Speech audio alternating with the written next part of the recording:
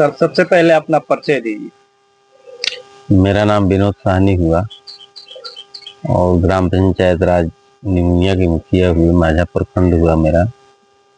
और VIP party के जिला प्रभारी हुए। जिला प्रभारी है। जिला प्रभारी। मुखिया कार्यकाल कैसा चल रहा है?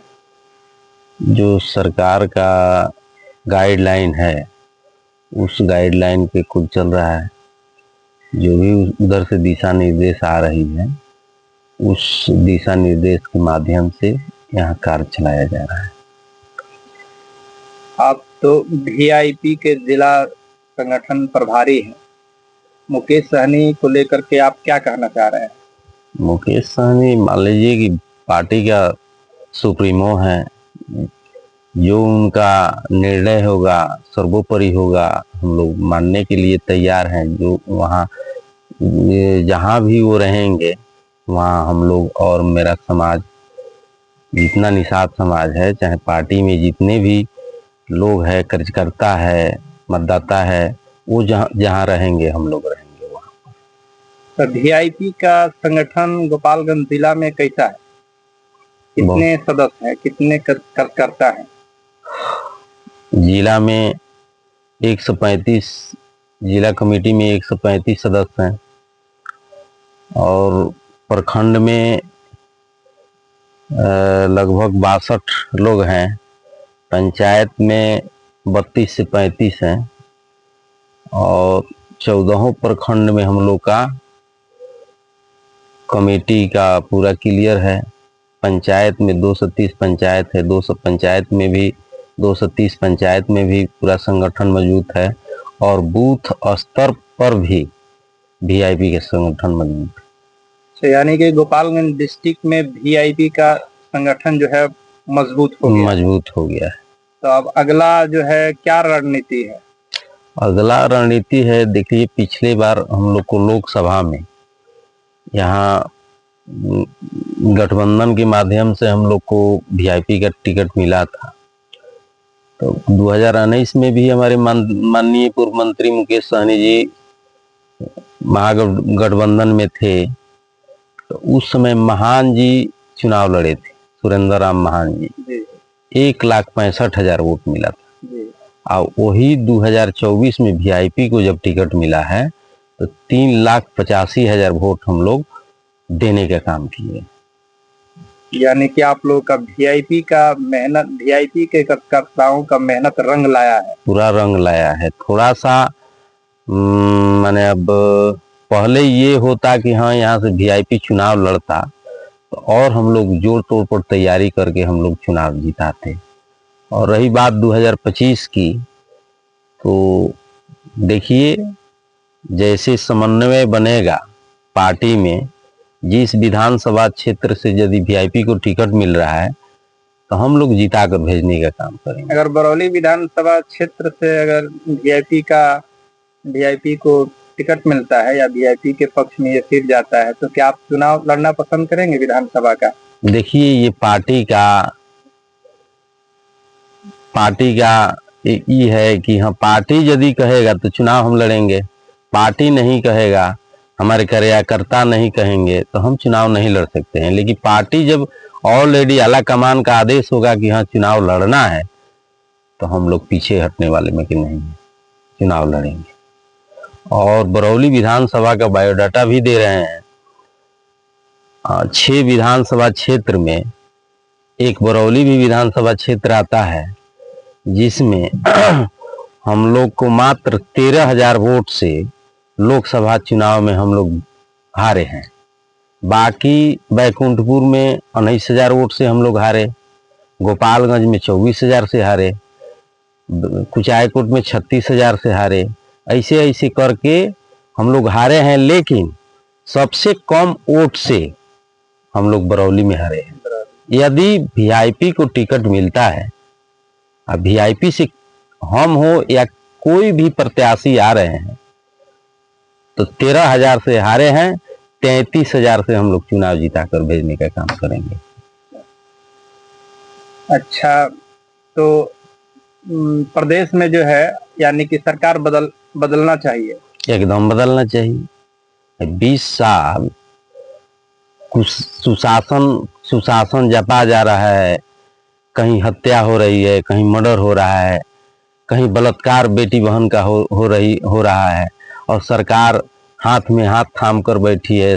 शासन प्रशासन जो है वो लॉ एंड ऑर्डर का धजिया उड़ा रही है। गलत जो काम करता है, कोई यदि काम कर रहा है, गलत काम कर रहा है, उसको बचाया जा रहा है इस सरकार में, और निर्दोष को फंसाया जा रहा है। ये सब सरकार का मोनोपोली है। ये सरकार बदलना चाहिए। रोजगारी हो, महंगाई हो, ऐसे ऐसे चीज पर माने एकदम बदलना चाहिए।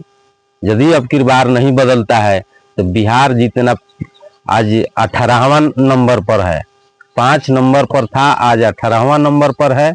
हो सकता है कि यदि अब की सरकार नहीं बदलती है तो 28वां नंबर पर चले जाएगा पूरे राज्य में। अच्छा, क्या कारण है? माननीय मुख्यमंत्री श्री नीतीश कुमार जी बिहार के लिए बहुत सारे काम किए हैं, बहुत जो है विकास का ग्राफ ले गए, लेकिन देखा जा रहा है कि कुछ दिनों में जो है बिहार का जो है ग्राफ नीचे आ रहा है।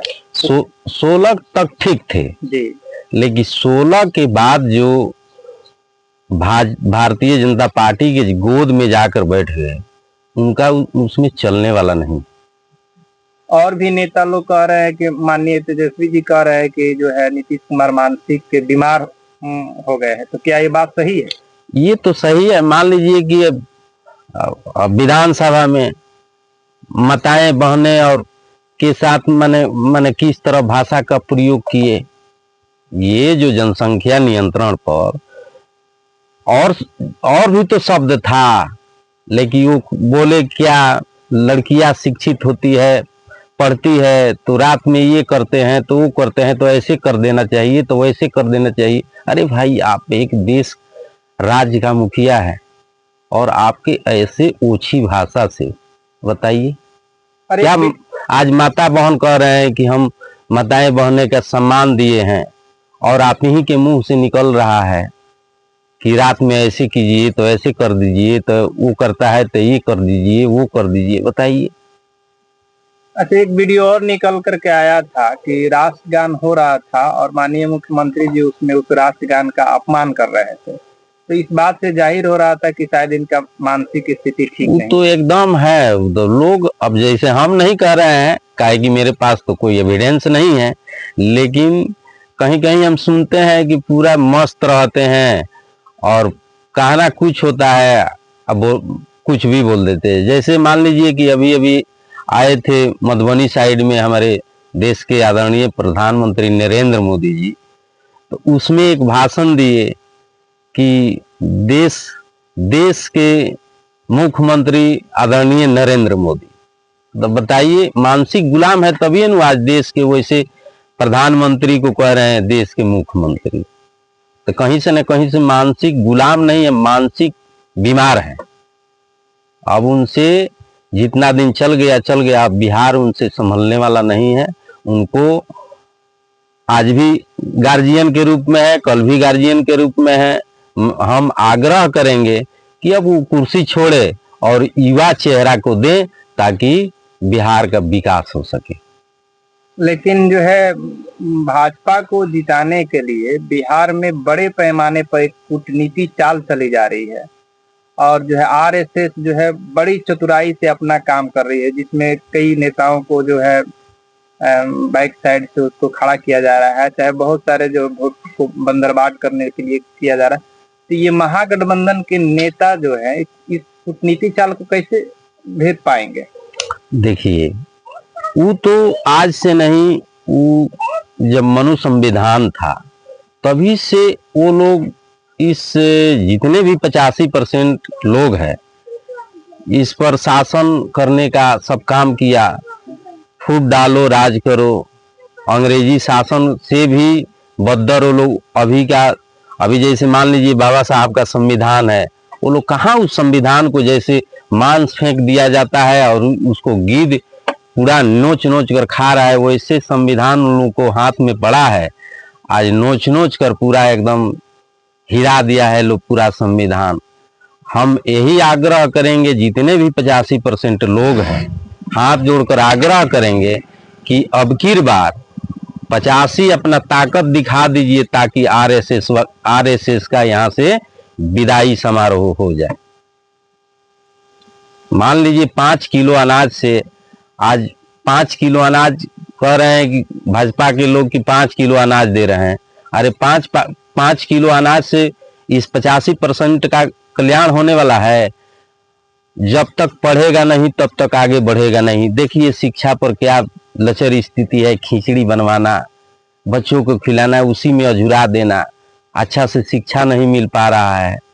शिक्षा के लिए दर दर भटका जा रहा है, कोई अमेरिका जा रहा है पढ़ने के लिए बिहार के लोग, कोई कहीं जा रहा है, कहीं कोटा जा रहा है।